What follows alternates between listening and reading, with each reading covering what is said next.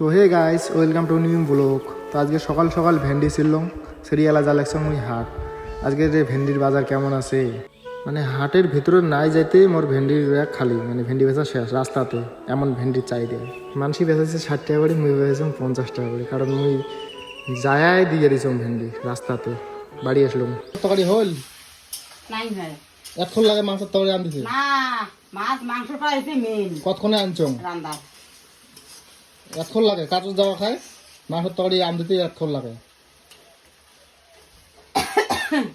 একদিন রান্দি দেখ কেমন বোধ। রামদিন মুই পাইলে তো হলে কি হয় কাজে, তাহলে তো মুইও রাম দিলুম হয়। তা রান্দি দেখে একদিন কেমন। মুই রাম দি দেখো। মশলাটা নাই করতে মাংস চলে দেবো। মশলা কি এইখানে বাটলু শিল বাটাত, মশলা বাটাটা আনিবেন না।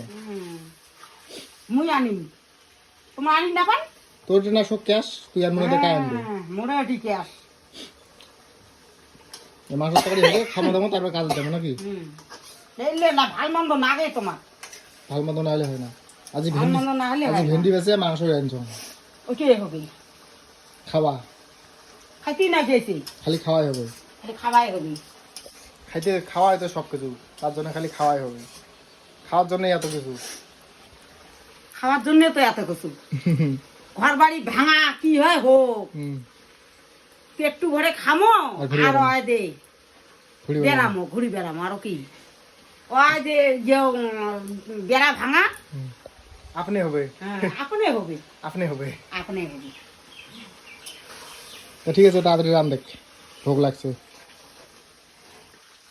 ওখানে জল দিছে ওনারা কখন না ভেন্ডি বেচে মাংস নিয়ে যাচ্ছ, খাওয়া দাওয়া করে কাজ হচ্ছে।